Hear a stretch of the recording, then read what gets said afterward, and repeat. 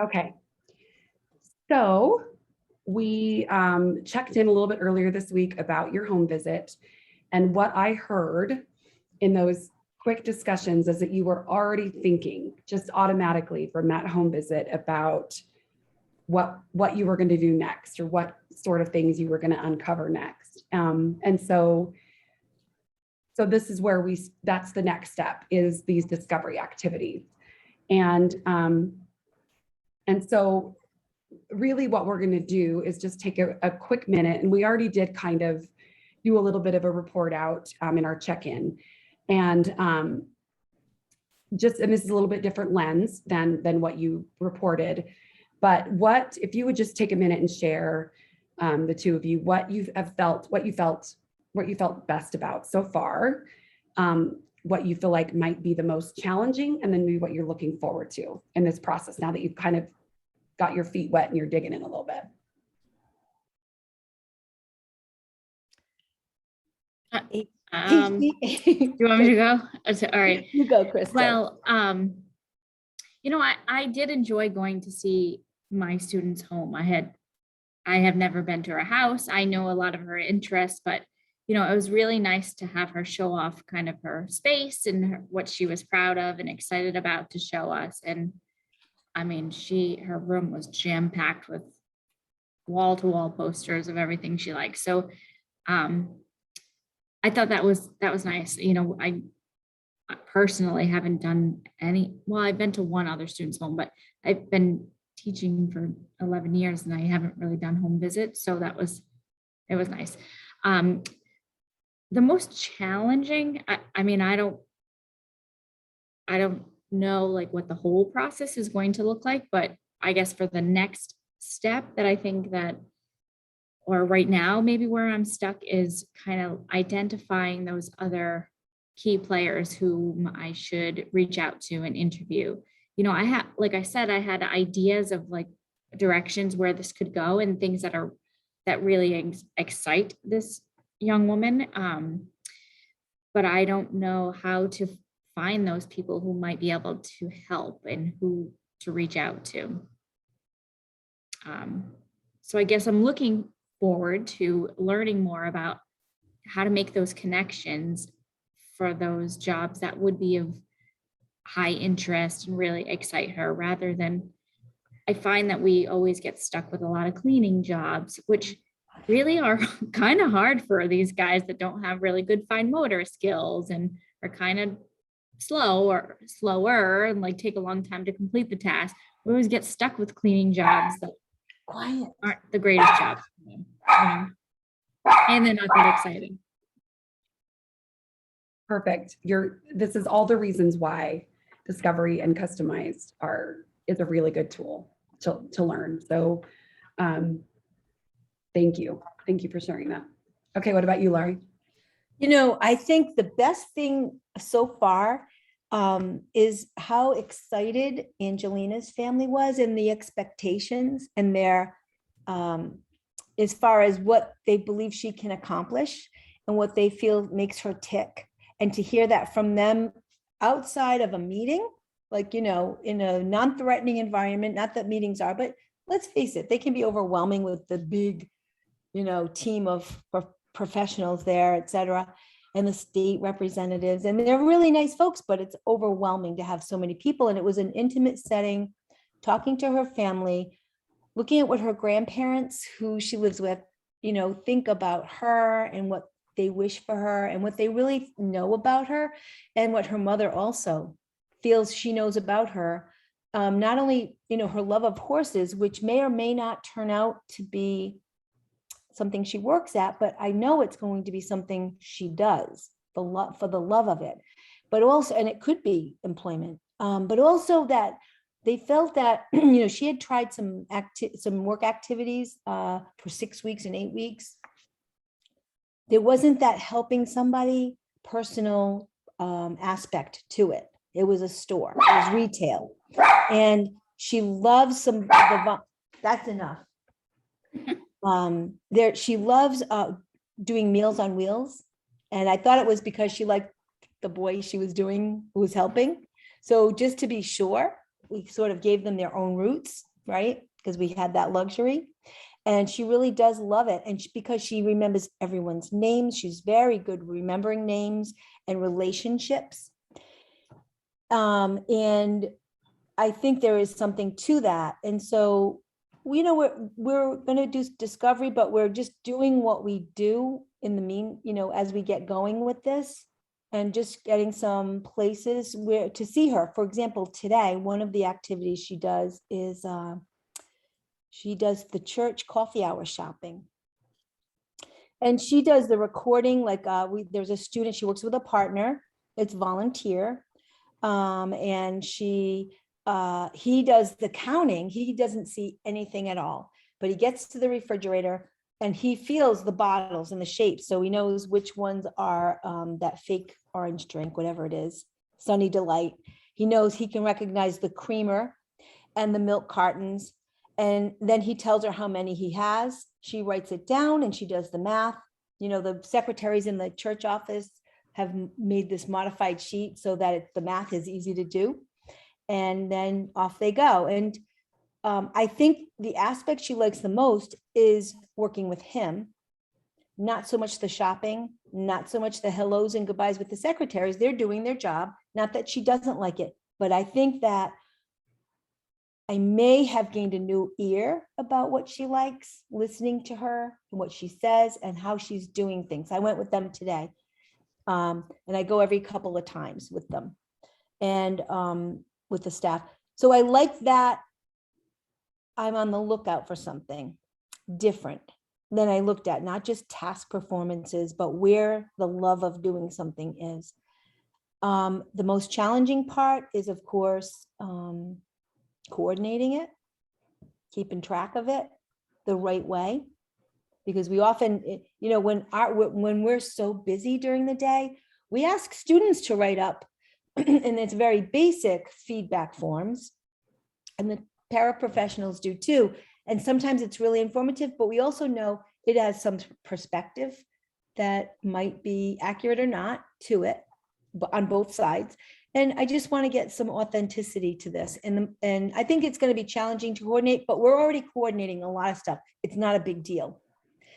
I'm looking forward to finding help, being supportive or facilitating her finding her way with some things that she really likes and she can be successful at, because I know that she's going to have support for that. Beautiful. I love that you, just even from that first, just from having that experience with her doing the home visit, that it gave you a different lens in which you are looking at some of the experiences that she already has, and that like the tasks and how she performs, that's all really important, but also the motivation and what makes her light up, and looking at some of those different things. Yeah. Beautiful. And I think you can also, the whole purpose of this is to figure out how we incorporate discovery into the things that you're doing. And maybe it's starting to tailor or figure out how to incorporate some of those questions or cues into the feedback that you're getting from paras. What did you notice? And we can evolve and develop some of those things, right? Like, I'm getting ahead of myself, but the fact that you were already thinking about it tells me that you're going to be thinking about, how do I draw some of this information when I'm not in the room or I'm not on this activity? Yes. And we can teach paras to do some of these pieces and look for things a little bit differently. Yeah. Perfect. So I love this quote. And I think it speaks to what we're trying to uncover in terms of discovery, and then just who people are.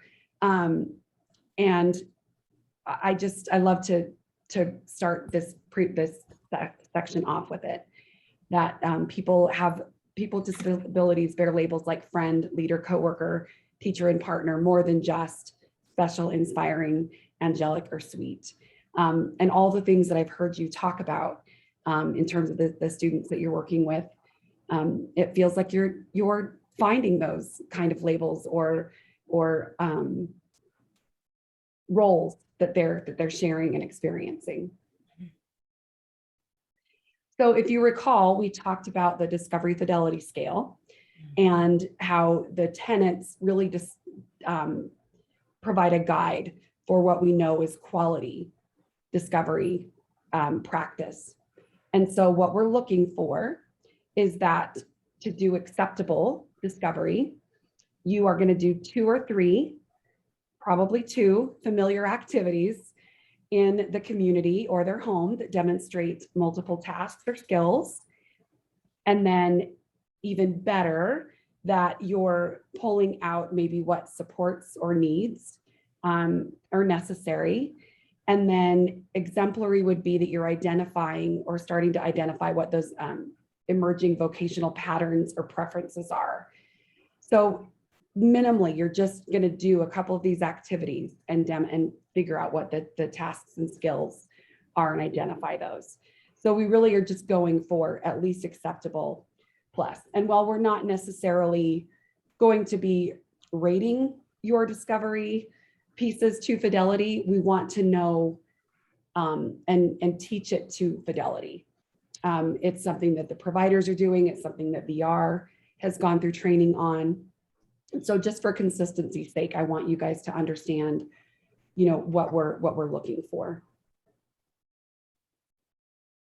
We want it to be task-based. We're going to talk about how to begin, how to plan them, what to do. And then maybe sometimes if you need to do more than 2 or 3, and then documenting it, right? So that's always the trickier part.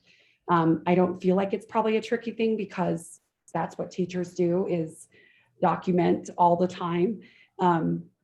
But really just the way in which you're capturing what you saw and reporting that. So that's really what we're going to talk about today. So I like to just break down the differences between a task and a skill. I'm sure you both know that really well. But sometimes we get used to saying them together and we think about them together, and they do go together, right? Is that, a task is a series of actions that complete the process, versus the skill is the learned practice or the action that contributes to the completion of a task, right? So knowing the correct wrench and setting the gap of the spark plug, right? Those are the discrete skills that somebody learns or knows how to do, versus the task is is changing the spark plug. So the skill is the level in which you do it. So while somebody might be able to make their bed and the tasks are associated with it, the skills might be doing the hospital corner or smoothing it out or some of those other additional pieces that you might highlight or that they might need some extra support with.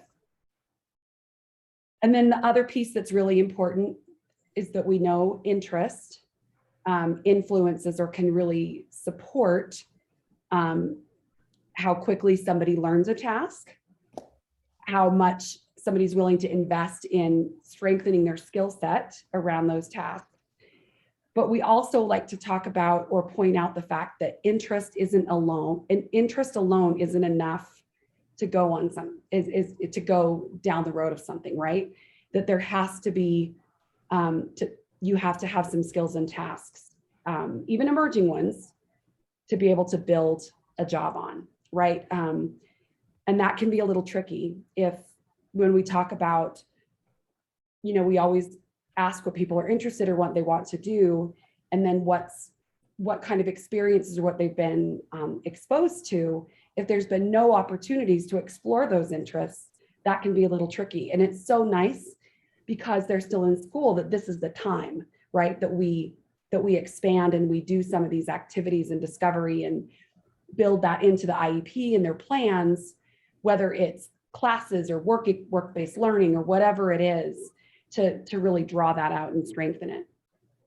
And it's why we like to do discovery or start the process a couple years before they leave, so that we can have time to maybe build some of those skill sets up if it's something that is really needed. So I think those are just kind of important pieces to lay out.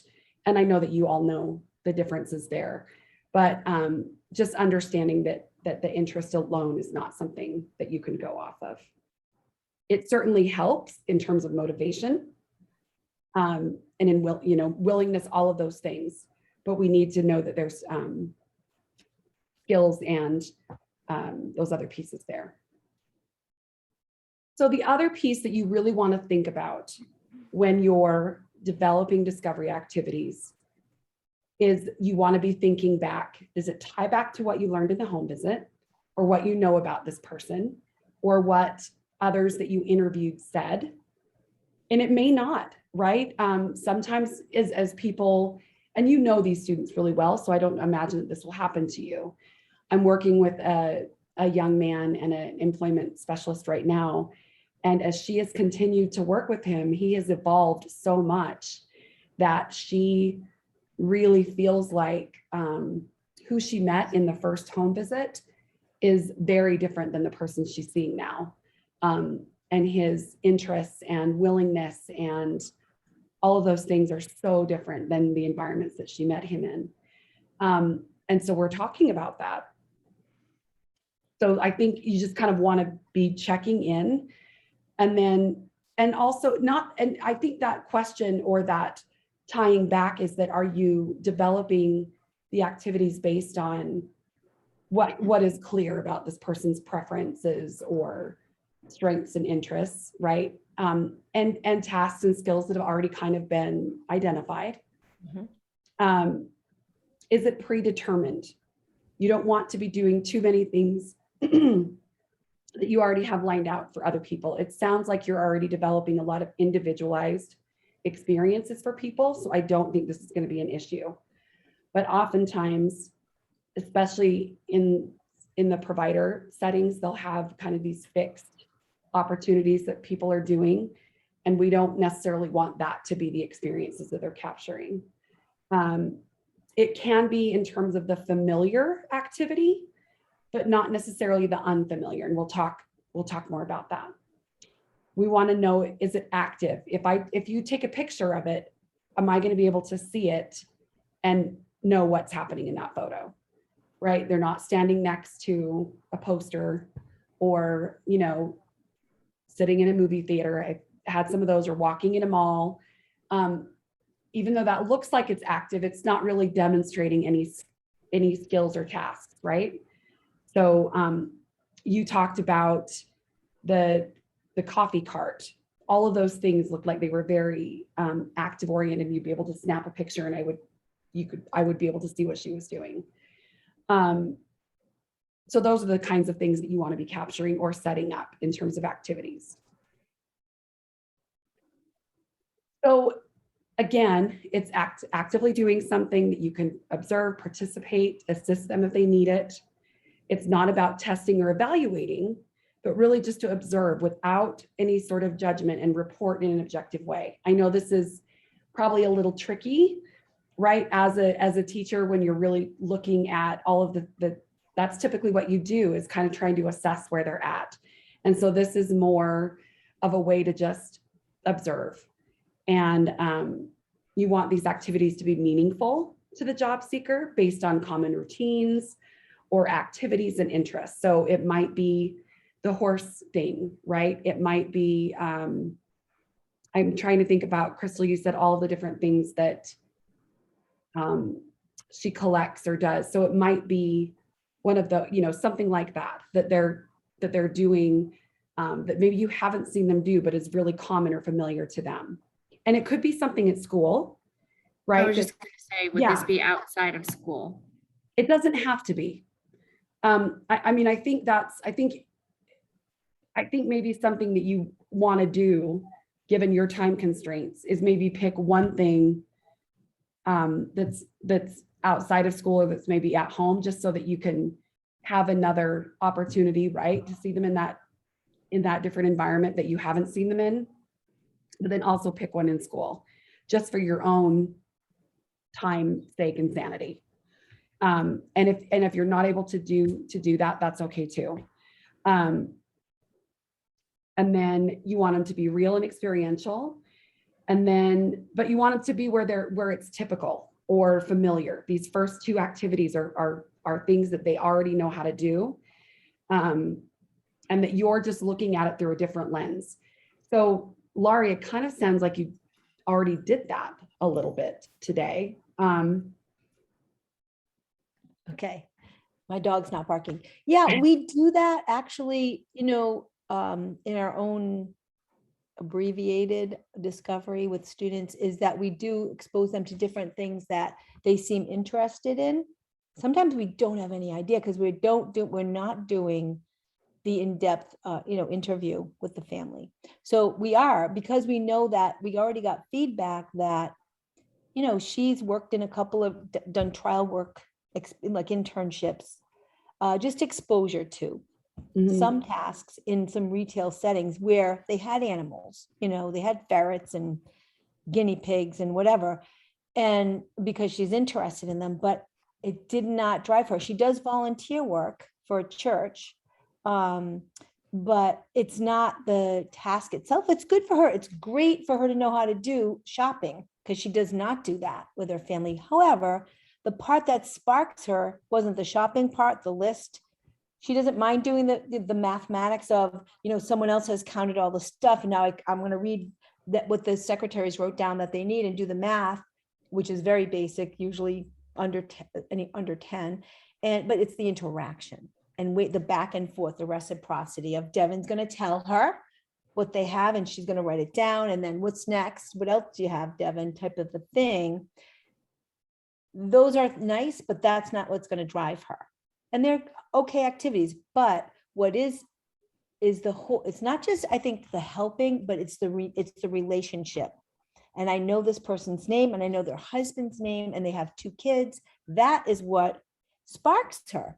And so we're going to look at more activities. We have a call out to assisted living where she could deliver mail to folks and be a friendly visitor if that's it, but it's just going to be a setting for us to explore. And so I would think we can do some of this with that place. Perfect. And it doesn't always have to be elders, but it seems like elders are in need. So we try to match it up. Right. And I think, and especially if it's that relationship piece and that's what she enjoys. And that's going to be that's the reciprocity. Yeah. I mean, I think you're in the right direction. And if that's something that you're, we'll see. You're looking for. So yes, you want it to be meaningful, especially for these, because you're still, right. Them in the settings that you have set up, right? But just like you said, you learn something new about them in terms of the home visit. And so if there's an opportunity or a way for you to do, even just one more thing that's something familiar to them, but maybe not familiar to you, then great. But if not, that's okay too. So, because you're going to get an opportunity to set up novel, something new, an unfamiliar activity after you do the 2 familiar activities. So we'll talk about that next. Okay.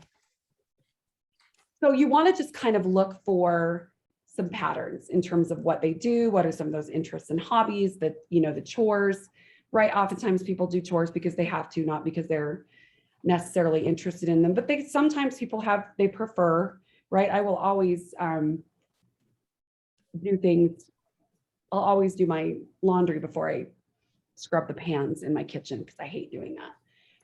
Right. You always have chores that you prefer over others, or I'll, walk the dogs, whatever it is.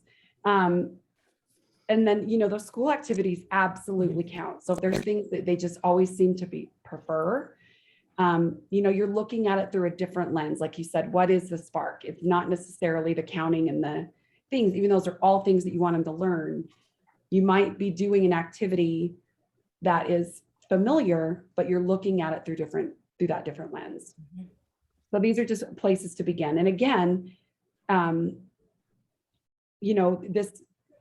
we do this training not only right for educators, but then also for providers. So you can think about it for paras as well, if they're not as familiar with the student. You guys both know these students both so well. So just kind of a quick about this photo. This is Kelly Hess, who I work with, and she uses a ventilator and has all sorts of hobbies and talents and gifts, and she is a beekeeper. And that's her and her dad. I was able to go and harvest honey with her, and just amazing to watch. I mean, she's like this very just tiny person, and but she, you know, I mean, literally bees were covering her everywhere. They were on her chair and in her ventilator and everywhere. And but she just, you know, harvests this beautiful honey and does the whole process and goes and checks on him when her dad's gone in Alaska. And it's something they do together, but it's not something that anyone ever would expect her to do or have this hobby of. And I asked her if I could share in the training, and usually she talks about it, but she's not with me tonight. So anyway, I love that. The pictures, I have more of them where they're just like, she's like covered in them. But anyway, just, you know, but you can clearly see what she's doing, right? Mhm. So really just kind of thinking about where are they at their best. And again, this could be at school, it can be at home, it can be an activity that they're involved in the community. And you've got time. We're not going to be, you know, this is the one in terms of discovery activities that you have at least a month to do two familiar activities and two unfamiliar activities. So I know with holidays, that doesn't feel like a lot of time. But that's typically the timeline. So you're going to do two of these task-based discovery activities, and you can do one in a home or somewhere else, and then it might be or at school, and then it might be, you know, in the community. It really just depends. This is completely up to you guys. And you know what the purpose of it is. So that's more the power of it. And then you're going to be thinking as you do these familiar activities about developing some unfamiliar activities, and we'll talk about that. So these are just a couple of examples of things that you can do. This is my friend Kimber, who I spend time with.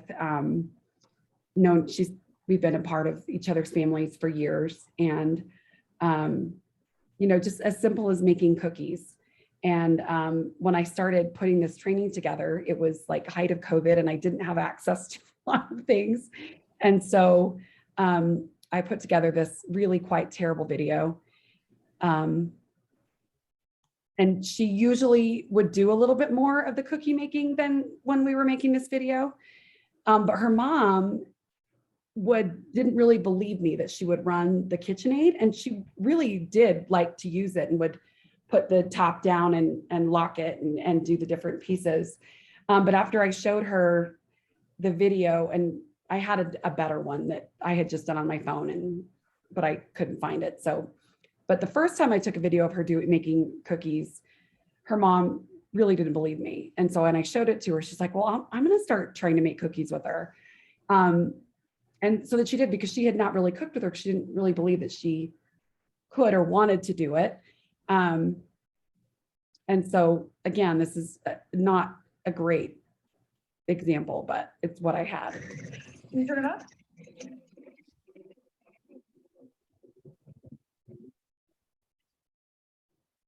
Do you want to lift it up? Can you lift it up? Kimber is the queen of accessories. Can you lift it up? Show me. She found my niece's goggles and decided that they belonged on her head. Maybe just lift it. Kim doesn't have any words that she uses, but when I told her that I was going to be sharing this video, I would pay her every time I showed it. She went to my purse and like handed me my wallet and said, yeah, pay up. So, and her mom also didn't think she like understood money. And I was like, oh no, she does. It was the funniest thing. She's like, She's yeah, cute. yeah. I adore her. Since I got COVID, I have not seen her. I need to make that a priority. I love how she's using goggles when she cooks. I should do the same thing. Right. Yeah, those goggles. I mean, she can literally turn anything into an accessory.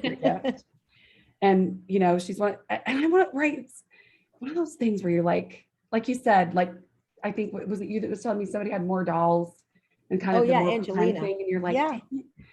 And how do you, like, you want somebody to just, if, but like, I cannot get her away from that stuff. Like, it is who she is. Yeah. Mhm. So here is another one that's much better quality. And this is Nancy Brooks Lane. And she did a session with this young man. Sorry, I'm going back and present mode. Named Jay. So I've got my essay written, Sorry and for I've the been app. working on it for about a week. So now I'm going to show you how I use Grammarly to edit.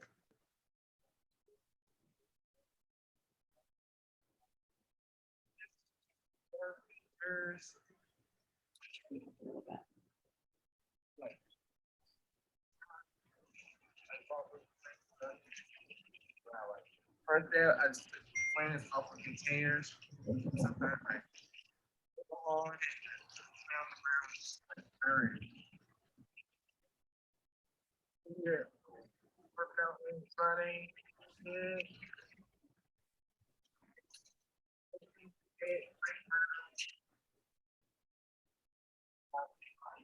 Over there, just trim it down.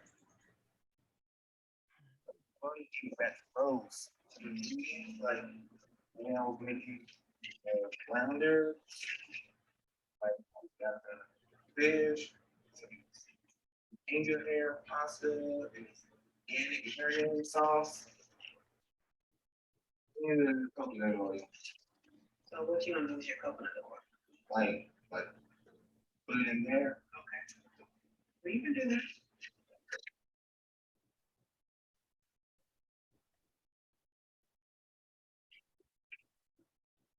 Put it around. Just put it around.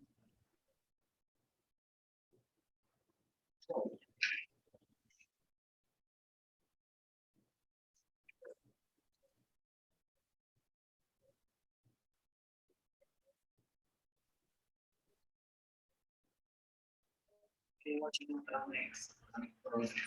Really soft. A little or not? Like a little.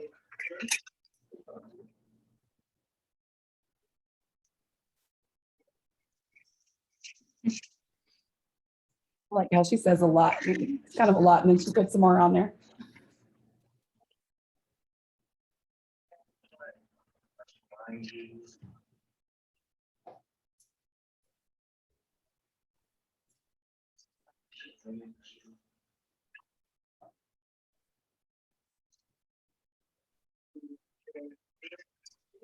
Yeah.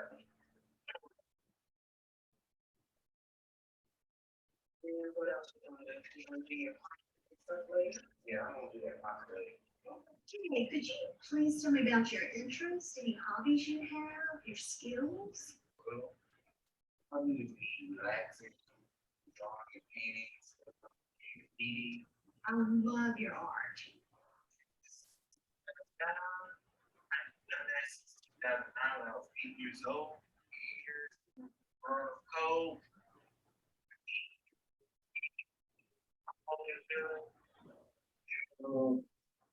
Yes, right there. Oh, here's the tropical rainforest for one. It's done that since 2009, 22. Done that, like permanent markers, pencil, stuff like that. Such a sun. Okay, there's another tropical rainforest. Let's go. Okay, no one. I just done that. The color pencil, permanent markers, ink. It is. It's like here's the most I was filling out. Okay. Here is my last please artwork, Converse, vision on it. I did it in watercolor. Here is the graffiti pass. The bright color brush, the yellow. Okay, here's gun, which is vision. Quality, color pencils, markers, orange. And here you go. You see this little device right All here? right. Well, I'm going to show you something right now. Now, some people are rightfully concerned they might have to go a long period of time without having electricity. That's why Fort Patriots is blowing up. Sorry about that. So what did you maybe notice a little bit in terms of the activity?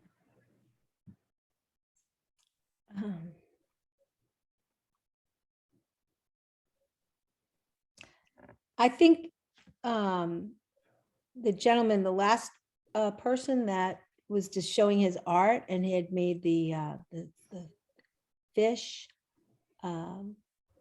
he was much more alive. I think that's what really made him tick, and he was quite gifted at Mhm. it. And I'm gonna assume that he didn't need support to draw like that and paint like that. And he had vision, which is very internal, right? Driven from the heart and mind. And I think that was very impressive. Yeah, Um, I felt like, well, like, and mom was giving him cues and she'd say a splash of, right? Like it was, so sometimes you're paying attention to, the way in which, like, if a mom is cueing, yeah. maybe the way in which that happens or the order in which they're doing things or, Right. I was thinking he probably could have done that either on his own or maybe if she had written down the steps for him or something. mhm. I just reminded me a lot of the conversations I have all the time with the teacher assistants, that verbal cueing is kind of like one of the higher levels because you always have to have a person there. So I just had a conversation today. We need to think about how we can fade our support so these individuals can be successful without us standing there saying, okay, do this, do this, do this, Right. Yeah, I think he was probably fairly independent with the yard work too. Like he seems to be able to describe the Oh, yeah. process fairly well. And I think I think he was one that that she did the home visit video about, and he talked about all of the work that he had done in the yard. And he was pretty excited about that too. And that definitely falls into that creative realm. Right. So there was a little bit of mix of showing versus telling an activity there, right? It's a little tricky when you're trying to video some of that and capture it. But I think you get an idea of what you're wanting to capture, and then maybe just some of those things that you're paying attention to. So things that you really do want to pay attention to, right? Or that the interest, and you picked up on it. What really was he excited about, right? He wanted to make sure that you saw that molten lava coming out and the colors that he used. He was most passionate about his artwork, right? The activities that they're kind of choosing, so going back and maybe looking at things that they're spending time in. Crystal, it's your job seeker that is very sports oriented, right? And involved in all the sports activities. Yes. Okay. So, I mean, right, there's lots of opportunities there in terms of what kinds of things you might be able to see. Yeah. And I wonder, she goes to URI twice a week. One day is for, I think, a speech therapy. And the other, she's involved in some kinesiology program, which I'm not 100% certain what it is, but would that be an activity that like I could go in and observe? Is that something that would be one of these discovery activities? I mean, potentially, if it's I think you would just kind of want to know what she's doing in it, right? Is she learning something, or is she more Is it more like a therapy kind of a thing? I have no idea. So, you know what I mean? Is she, I think the kinesiology, I think she's involved in like doing an activity with other students. Again, I don't really know. I think the speech is just a one-on-one therapy that they're practicing skills. I don't know. yeah, I mean, it might be something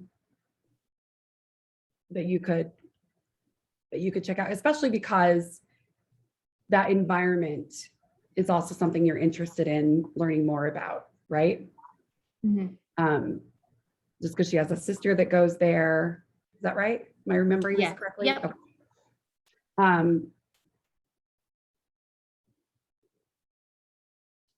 Yeah, I mean, I think you could definitely explore what is happening there. And then, you know, if you're looking what tasks are being performed, I think that's kind of the key, right? If there's any sort of tasks or responsibilities or anything like that. Existing and emerging skills that are used, if you're kind of figuring out what those preferred work conditions and culture is. So surely for your the student that you're working with, Laurie, that reciprocity in relationships and talking with others, that is absolutely something she prefers that you're picking up on. And her personal attributes or personality, right? So those kinds of things, you already really know a lot, but what does that look like in some of those settings that are familiar to them, but maybe not as familiar to you? So I'm kind of reiterating this because it's what you're used to and we're all used to it, is just being aware of the evaluation trap. And when you're doing these activities that if you find yourself saying, I want to see if they know how to, right, that you're in the evaluation trap. So this is an alternative to that. So we're trying to just kind of be non-judgmental. We're just observing and then stating what we saw and what happened. And that's how you kind of pay attention to those other things when we're not looking to evaluate. I know it's going to be tough. Everybody that I spend time with tells me this is the hardest thing to give up, because that's why a work strategy assessment tells us what we think somebody's going to be good at. And this process is a little bit different. So just know it's going to be tough and do your very, very best. So you want to try and capture videos or a picture. I think sometimes video is harder just because then I don't know, especially with a camera. I stink at it. You saw what I did.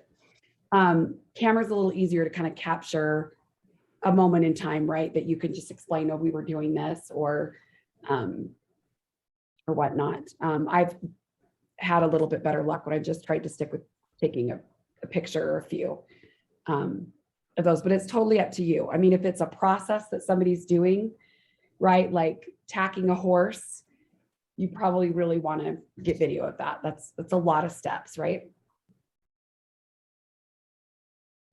And there was a little bit of this in that video that Jay did there, where he was explaining how he would do something.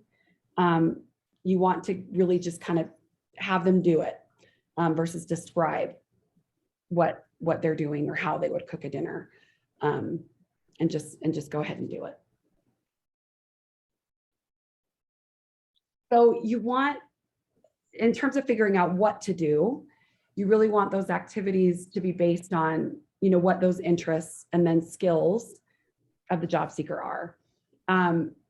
You know, and they can be complex with lots of different tasks and skills, or they can be very simple, right? Making toast is 1 or 2 steps, but there are people that make toast for a living. And that, you know, that's something that has is value adding. I mean, those are things that you can transfer to other kinds of things.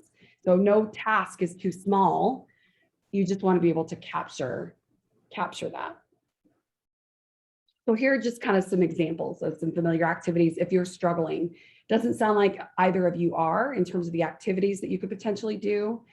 But for other folks that you might work with in the future or thinking about other students, right, these are just some things that we've done with people. for students, giving the family dog a bath, checking in on, elderly or sick people, and if they're involved in their church, or if they're really into social media, helping them, post a picture, and then checking comments if that's something that they're into, setting a table and filling the glasses with water for dinner, washing windows, or removing the screens. That's a little bit trickier. Vacuuming, paying bills if they do that online, or whatever, mowing the lawn or shoveling snow. You could, obviously, leaves are a thing right now. Maybe changing a battery, or I have an older car that the light gets dim. You could get a little kit and brighten that up. We actually have money in the project that if there's a discovery activity that requires money, we can reimburse you for that. So if you really want to go take a cooking class with somebody that's like at a specialty market, or I don't know, there's a community class or something like that, we have resources for that that we built into the project. You would just do it and then get reimbursed. So there's resources for that. The first discovery activity I did is I made a pizza with a young woman from scratch, and she decided she'd always wanted to toss pizza dough in the air because she'd seen people do it on TV. It went terribly, but she had fun, and we ate it anyway. So it was fun, and I was terribly nervous to make sure I set it all up right and everything, but we had a good time.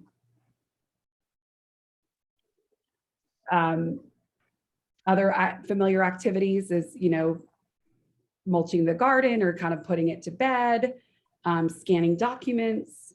Again, it's all based on things that somebody might be interested in, but these are just examples of things that we've done with people or with students. Doing a woodworking project, changing the filter. If somebody likes doing kind of handyman kinds of things, or it's something that they want to do to help out their grandparent or something. Making jewelry, as simple as making oatmeal for breakfast. It really can be anything. So here's a couple of examples of just some discovery activities that people took pictures of and sent to me that didn't have people's faces, so that I could share them fairly easily. So this was a young man who he wanted to get some items to make his favorite sandwiches. So they made a list and they went to the grocery store.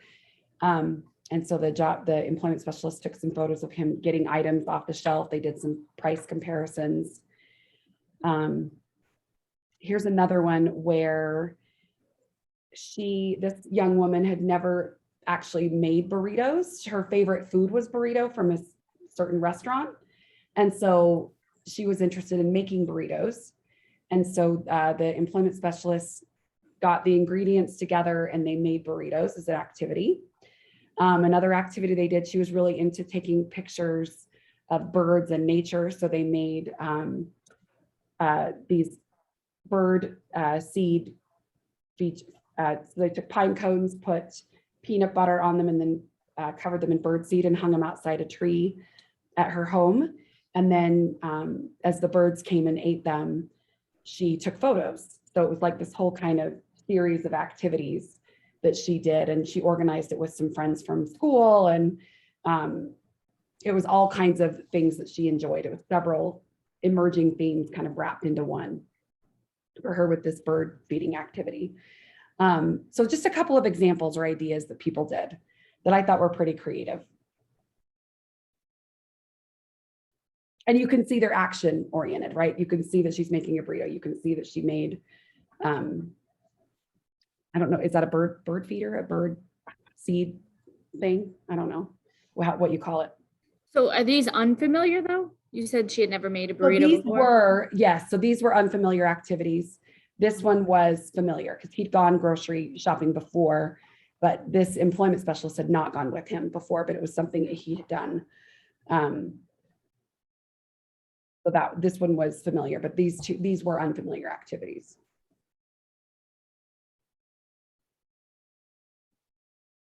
We're going to be talking about unfamiliar activities next. So I did get a little ahead.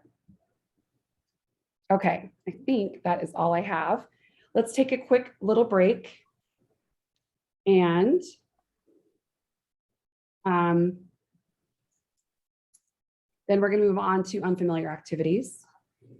Trisha, I don't want to waste any of the time, but I have to leave at like log off at 6 to Okay. get somewhere 6:15. I'm sorry about I had this appointment rescheduled on me. So how much am I gonna miss at the end, just before our break? Forget.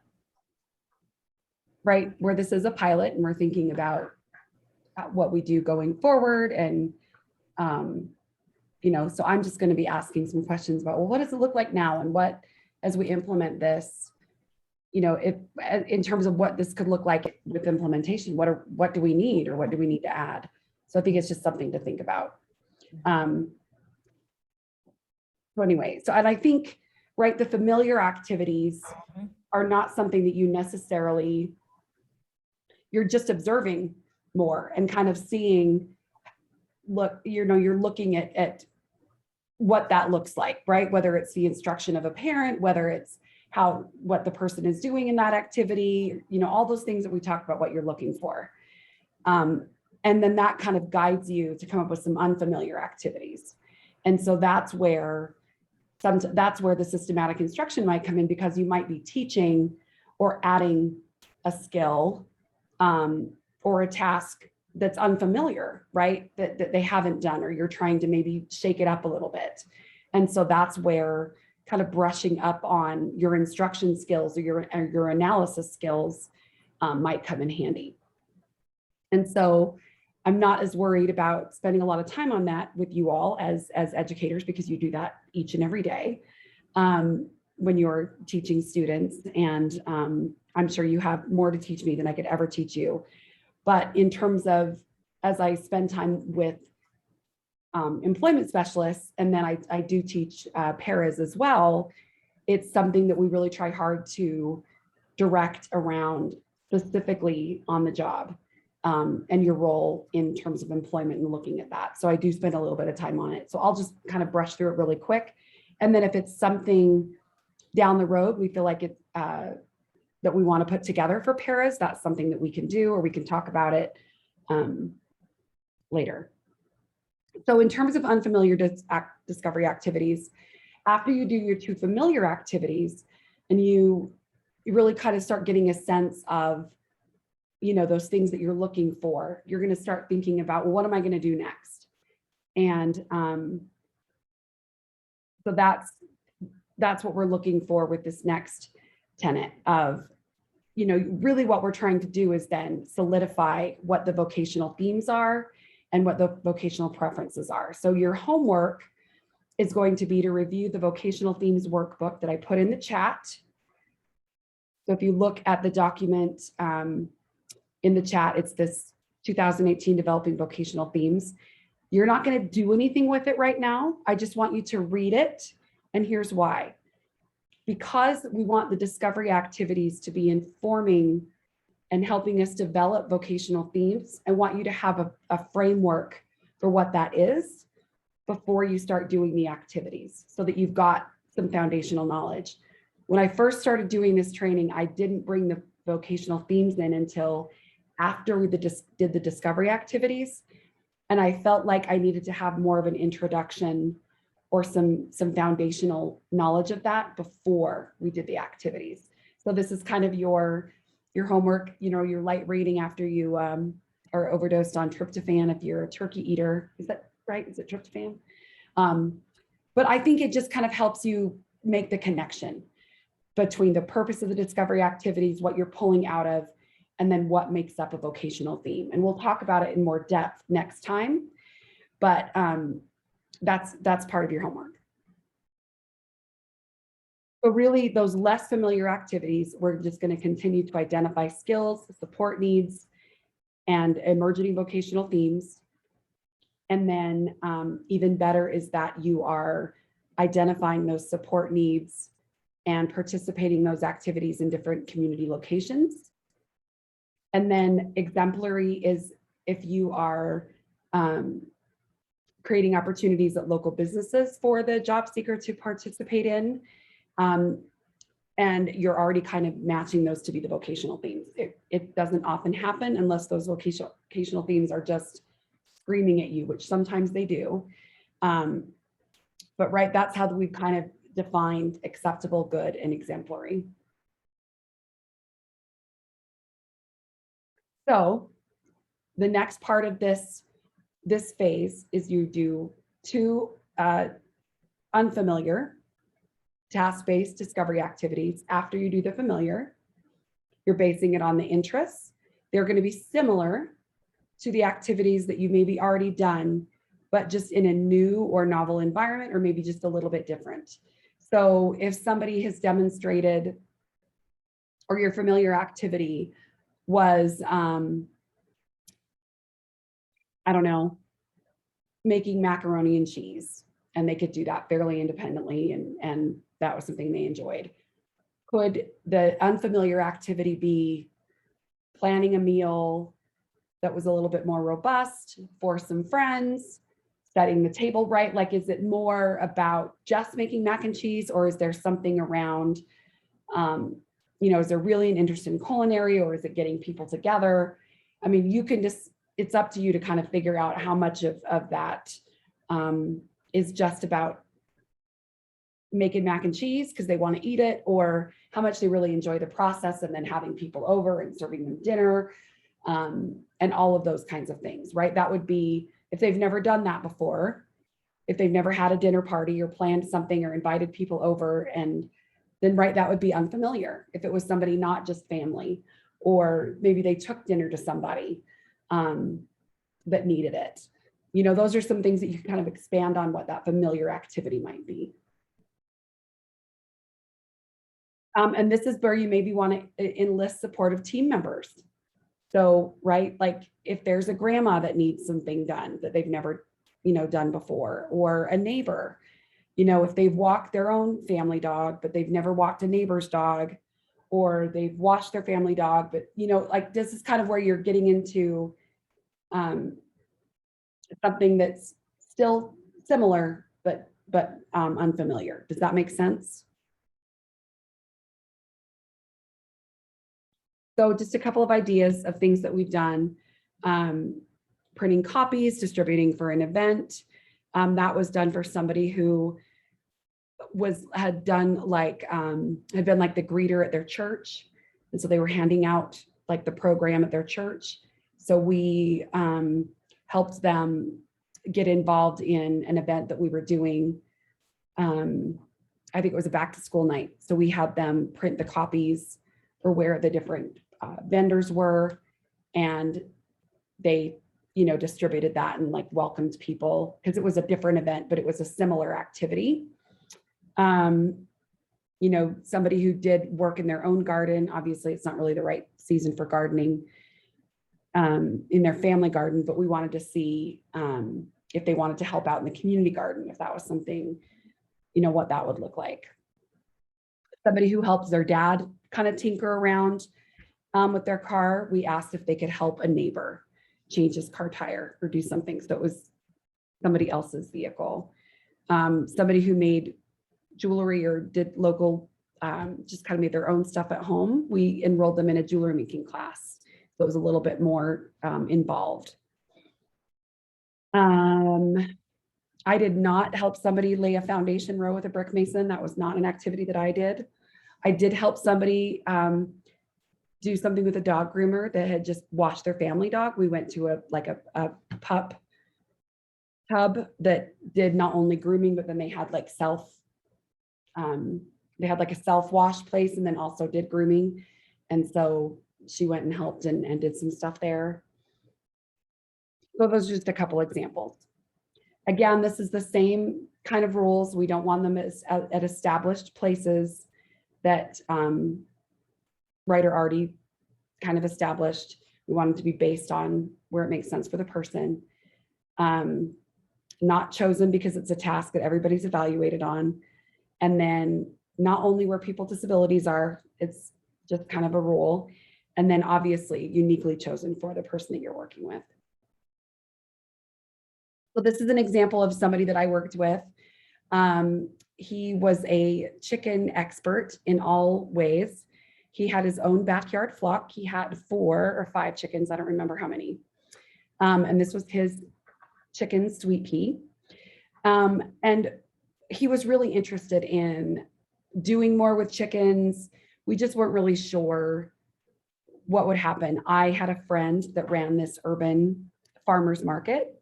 I knew that she sold local farm, like fresh eggs. She had like a little refrigerator with local eggs in it. So we got in the car and went and talked to her. And we picked out one of the cartons of eggs. It said Clifford Family Farm. We called the number. Julie answered the phone. She said, sure, come on down. We went and met Julie. She became a wonderful friend and mentor. But also when we were at this urban farmers market, what we learned is that they had their own flock of chickens that they were building and growing. And they had a lot of young chickens that weren't hatching, laying enough eggs yet. So they were still, obviously pulling in from other farmers. But what they offered was for him to come and do a discovery activity with their chickens, because he had been taking care of his chickens on a small scale. So we went and did an activity where he took care of the chickens on this larger scale. And so, it was more feed. It was a much larger operation. And he did great. And in fact, it turned into a job, but it was late. It was a little bit later. And so, because we weren't really sure, like sometimes you show up and there's a dead chicken or they're getting picked on, and there's all those things. And I just wasn't sure how he was going to handle it, because he literally picks his chickens up and he pets them and he loves them. And they are just the most loved and well taken care of chickens I've ever seen. And so I wasn't sure how that was going to go. And he did great. So that was just kind of the progression of how that happened. Is I just used a connection that I had. And not only did we help build him some capital with this woman who is a chicken farmer, it led to this discovery activity that was unfamiliar. You've already seen this one. So then I wanted to just jump into the systematic instruction piece and why I talk about it here with the unfamiliar activities. Because, people are, and this kind of gets to your point, Crystal, people get the jobs that we know how to teach them how to do, which is typically cleaning or bagging groceries or some of those kinds of things. So if we don't take the time to figure out how to teach something that is unfamiliar to us and also to the student or the person or the job seeker, that limits everyone. And so just going through this process and thinking about the steps of systematic instruction, I think is really, really important. And the reason why, it's a powerful tool. It increases competence, in terms of the tasks and the workplace routines. It helps us think through all of the parts of job development. And while teachers are not necessarily going to be doing those pieces, helping your students just have more competence and, have broader skills and tasks so that they're very ready for those phases is going to be just phenomenal. And I think you already do it, but then to think about in those unfamiliar activities, to be identifying those pieces and strengthening, the skills of the paras and the folks that you work with, I think it's really something to be thinking about. And it's certainly something that employment specialists need to think about. It's, we add systematic instruction into the ACRE competency or whatever competency training they get. And it's, it's a smidgen of the 40 hours. And so to refocus it or to reintroduce it specific to discovery, I think is really important. And so, this is where I kind of like to take the pieces of a job analysis record or a task analysis and think through what that looks like in an unfamiliar activity. and translate that into that. So thinking about what does this look like? What are the steps that are going to be needed? How would others, perform this job or this task? So take the word job and figure out task or activity, and then pull out those certain pieces. So for example, Mary, when she was teaching the young woman how to make the burrito, the young woman had pretty limited use of one of her hands. She kind of contracts it and doesn't use it well. So she was really worried about how she was going to teach her to kind of do it one hand, like with that limited use of her hand. And so she spent quite a bit of time trying to figure out the best way to do that. Do I get a block? Do I get she was just very thoughtful in breaking down the different tasks or what she could do to make it a little bit easier and successful for her to go through it. So just being really prepared in terms of setting up those activities is really kind of what it comes down to. And I have a job analysis record that Griffin Hammis uses. I'm happy to share that. I'll put it in the folder or share it with you so you guys can use that. It might look different than ones that you use. You're welcome to compare or kind of contrast. I'm not requiring any of those, but just if it's something that will help you or your staff. Okay. Do you need to jump off, Laurie? I do. I'm so sorry. You're just But fine. I'm gonna take this information and use it, and see you next time. Okay, I will I find have the questions spot of on- the recording and share that with you too, so you don't have to listen Great, to thank more you. than you need to. Okay, thank you. Have a good night. Bye. So, the task analysis breaks down those steps. You just want to think about the kind of instruction or level. So your student best in terms of the level of detail or how much needs to be broken down or the partial participation or whatever that looks like. You're going to know, what that needs to be. Just the establishing which is going to be, and this is a little bit harder in an activity, but long-term thinking about the core and episodic and job related routines. I'm not going to spend a ton of time on this because I know you know it very, very well. Are there any thoughts that you have around thinking this in terms of doing something that maybe isn't going to be repeated, but yet you want it to be a successful activity?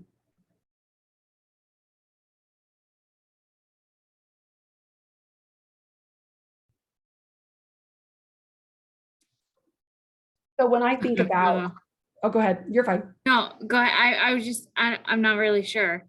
Right. It's kind of tricky. And I thought about that too, as I was trying to make this relevant to, the core routines and episodic routines are things that you're really thinking about how somebody's going to learn and do something long-term, versus this discovery activity may or may not be something they do long-term, but yet you still want to think about how you're going to teach them or get through it. Because there are steps or pieces that they may not know how to do. And then you're also just going to be observing what that looks like, but yet there's teaching involved. So there's a lot of things that feel like you're patting your head and rubbing your stomach at the same time, or whatever that activity is that I fail at. And it's a lot to think about for something that you're just doing once, but you also may want to do it again if the person liked it, or maybe you do it a little bit longer, you do it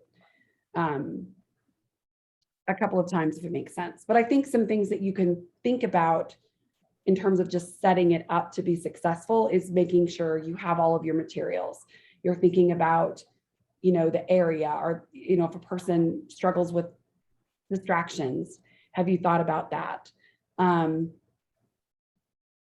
What are kind of the natural cues? I have an example of someone who seemed to have an interest in putting things together. And so the employment specialist went and got it was like a shelf kit that wasn't terribly complex to put together. And this job seeker had never done that before. And I had encouraged her to, put it together first, be really clear about what kind of instruction, how you're going to set it up. You don't want to be fumbling through it as you're teaching this person how to put it together. And, she was in a rush. Of course, she, all the things didn't work and she wasn't prepared. And because she wasn't confident in how to put it together, the student or, the job seeker lost interest like that, as she was trying to fumble through the instructions and whatnot, and she didn't have everything kind of lined up. It didn't go well. And the translation is so-and-so couldn't put together the shelf. Which isn't really true. He could put together the shelf. The activity wasn't set up. It was really unfamiliar to him. And he didn't have enough. He needed some partial participation. Like he probably could have, it would have been better if part of it was put together and then he did parts of it. And so we talked about that afterwards. And it wasn't that he wasn't interested. He just lost interest because it wasn't going smoothly. You know what I'm trying to say? And so we tried it again later. I had her be prepared and it went completely differently. It went completely different. And he actually put it together quite independently because she had it set up better. So that's just one example. And it's pretty concrete, right? And it's not hard, but you've probably put together like a shelf or something from IKEA or, a closet made shelf. They're not hard. But if you're teaching somebody how to do something that maybe doesn't read instructions or depending on your cueing, right, it needs to be consistent and all of those things that we know make instruction better. So just things to think about when you're setting up the unfamiliar activities that are more important than the familiar ones, if that makes sense. So I left all of the language in here about job because I wanted it to also cue people or have you think about what this translates into in terms of job development, not just the discovery activity piece. Does that make sense? Yeah. Okay. So, right, you also might be thinking about if there are some physical limitations that this person has, what might make it easier or an adaptation that they might need. Are there things that might make it easier to remember? Things like that. And again, these are just, simple kinds of cues that we all use. We just don't necessarily list them out. So, right, we want people to be successful. So that errorless learning, it's kind of what I talked about before, that when you don't set things up correctly and the person isn't feeling successful, then they lose, that interest or motivation to do the work, even if it's a task that they're interested in doing. Figuring out the prompting and the fading, all those kinds of things. And right, the activity might be something that you do more than once. But then again, right, like if you're planning a dinner, depending on what it is, it may not be. But you could also say, well, this went well, this didn't. It's also a time for you to reflect and evaluate. I probably should have had this a little bit more prepared, because then that's also part of discovery, is understanding where they need more support and where they don't. And why you might try another activity versus not. And we talked about this, right? That we tend to overuse those artificial cues, right? The verbal prompts and the good job stuff, right? That you can't ever get away from. Keep, focusing on the task, all this kind of stuff. I don't need to preach this. So this is going to be your homework. It is my, I don't know if you've ever seen this, but Mark Gold did some brilliant work in the 70s. So this was filmed in the 70s. The language that he uses is out of the 70s. So that's all I have to say. But the way in which he was very much ahead of his time in spite of the language that is used in terms of his expectations or what he believed people could learn. And that he was teaching them in the institutions. And just the beautiful lessons that came out of his work. So if you get time, I'd love for you to watch it. I think it's like 20, maybe 20 minutes, but there's some painfulness to it. I'm not going to lie, but it's historically kind of important too, just to know that he was this person very early on that was teaching people some pretty complex tasks. And this was his takeaway. And so his effort, or this method of his, try another way, basically said intellectual capacity does not limit the acquisition of skills. If you compare instead of teach, you get self-fulfilling results. And the only way out for people is to teach skills. We know all of that, but he literally was telling us this in the 70s with his work.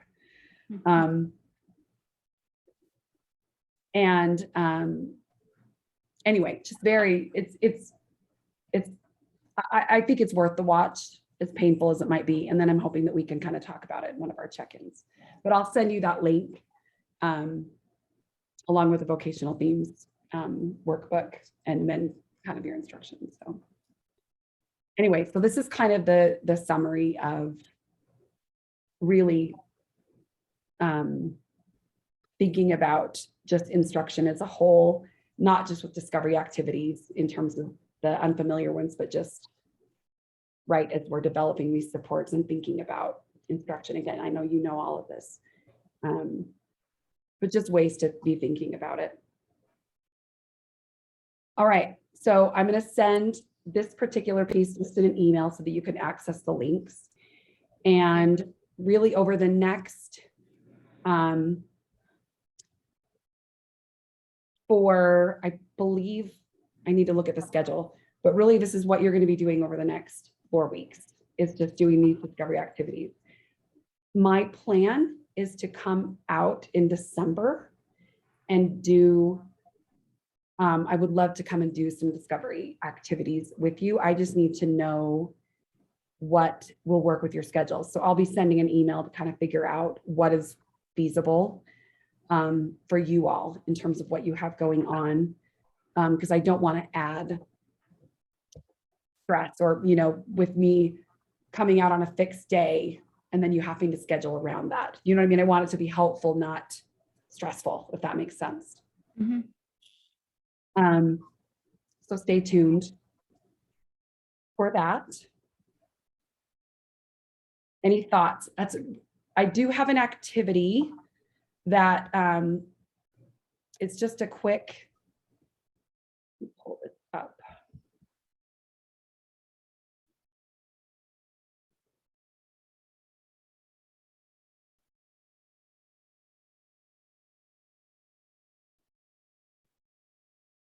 Just let me share this really quick and we'll go through it.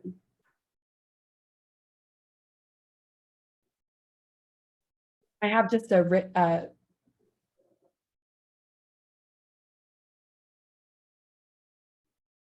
just a thing about Sarah. I don't know if you can read that, if it's Yep.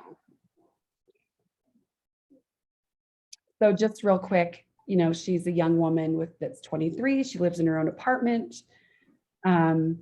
She's getting support from a residential provider, and she just transitioned out of school. She had several job experiences in the public library. She alphabetized books. She worked for a realty company and sorted mail and assembled paperwork packets. She uses a smartphone and a tablet, and she's learning to pay her bills. She loves animals. She walked dogs at the Humane Society and worked with horses at a stable. I'm from Utah, so I use, you know, she is really a fan of Utah Utes. So that's our university basketball or university team here. She was also involved in Special Olympics, and she wants to get back on a team, maybe play basketball. So really the idea is just for you to start thinking about, but you also have your own students that you can be thinking about what based on what you know about them, what are some activities or things that you would develop to start thinking about getting to know her better? So just based on that narrative, what would you think about, like a familiar activity? What would you do with Sarah?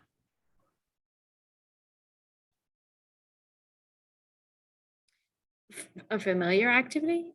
Well, since she used to walk dogs, she could go to the animal shelter and volunteer there again, right? Mhm.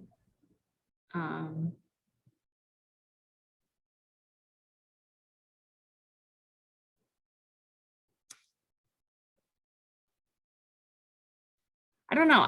I guess I'm still like struggling. I just keep thinking about what I would do with my student for these discovery activities. I don't know. Feel like I'm still struggling with that. Like, That's okay. So I mean, So familiar, she was working at the library alphabetizing books. That's a familiar activity, right?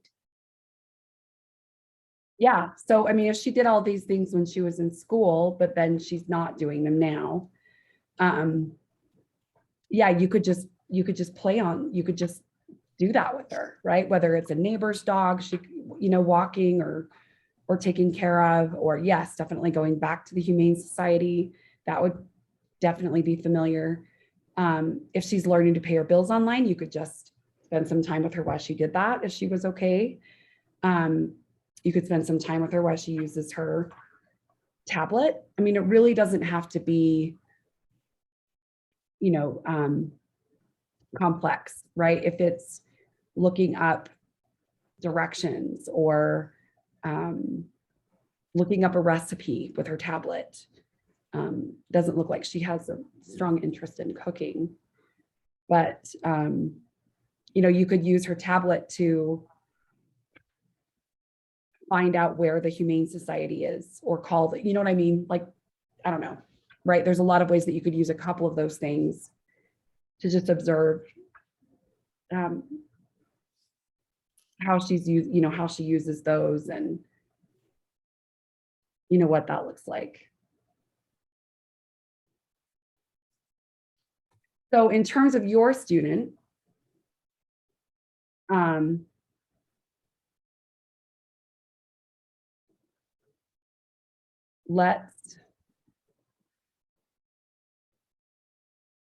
talk about that. Let me stop recording.